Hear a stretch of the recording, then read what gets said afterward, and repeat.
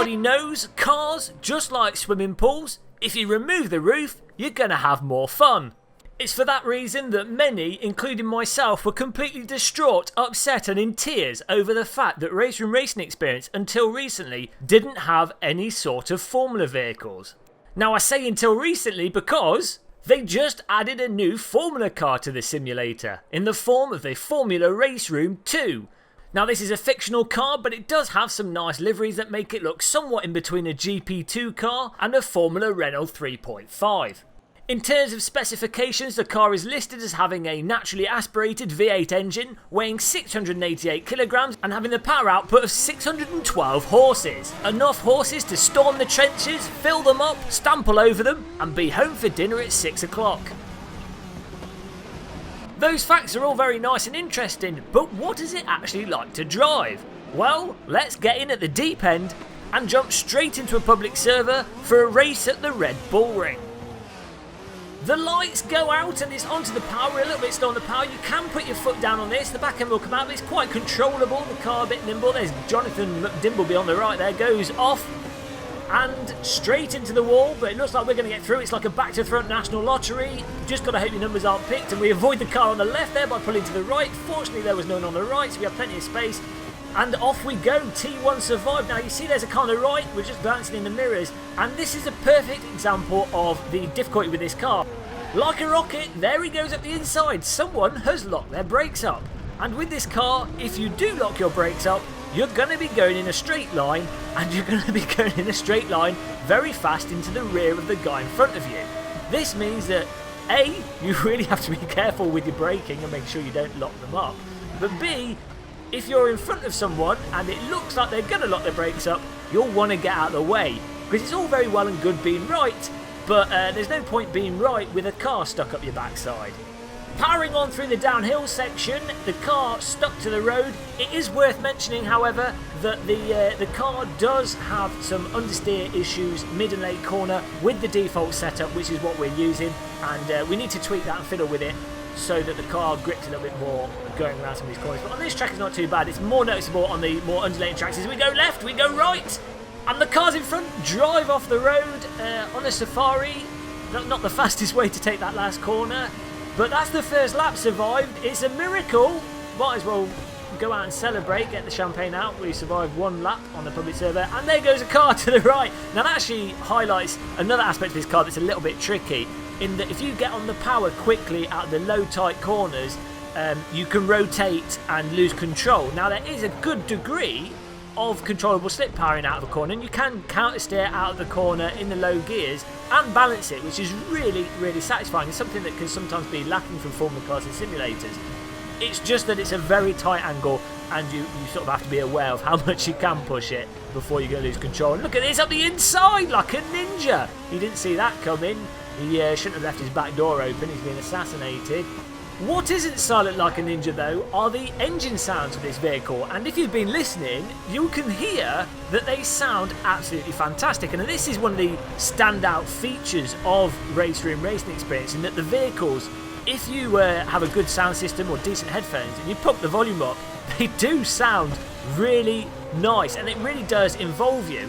Not only is it the engine sounds that are just crisp, bassy and full of depth, 7.1 surround as well, you also get really nice effects for the suspension, the dirt if you go off-road, and the wind is especially done nice and subtle, and the tyre skid sounds. Again, I think there's 3 different degrees of tyre skid, so they've got like a tyre scrub, a fade in, and then an all-out, you're on the ice rink and you're going to murder someone in a second skid sound.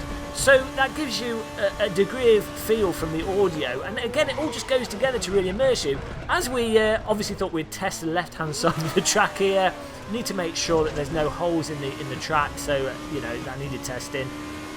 Locking the brake there, as I say, I think that's probably the hardest aspect of this car, is being on the brake limit without locking up, because the moment you do, you just ruined your lap. So sound fantastic, vehicle models fantastic, public server racing, well, it's public server racing. RaceRoom does a good job of fading people off if they're parked on the track or driving backwards or anything like that, or put them to pit automatically and all those things. All said and done, I have to say this is a bloody fantastic car. It's not as fast as a Formula 1 car, it's even slower than a GP2 car. I'd say I've not looked at the actual measurements, but it does feel slower than a GP2 car. But it's fast enough that you get that Formula spirit from it. You can do a lap without dying of old age, so you can learn tracks quickly, you can get the racing lines down, you can do some really fun side-by-side racing and power on through corners. It's got the downforce to stick you to the track on those corners you want to. As we've just nipped to the right. Smoke! We've got through it though. It looks like someone's, he's just cruising. He's got his little electric vehicle there. He's gone down to the shops to pick up some milk. But look at that superior entry and superior exit speed as we nip up on the right hand side. He's still there though. We're going to have a little glance. There we go. Even with triple screen, starting to glance to the left. His nose cone just sneaking on through. And no, we've broke too early and given the place back. No commitment. Absolutely terrible. But really, I'd rather not have a commitment and still be on the track. As I say, the braking, absolutely crucial. Probably worth tweaking the setup and getting the brake strength dialed just right so we can go in with a little bit more commitment. But absolutely fantastic. And you'll have noticed that as we approach the third or so lap, the field is spread out such that you actually get the good drivers at the front and you can drive more proper. Whereas on these public servers, for the first 2 or so laps, it's complete carnage, especially in former vehicles. And look at this, there's been a disaster going through the smoke on the right, on the left. We survived it, and we've even taken that place.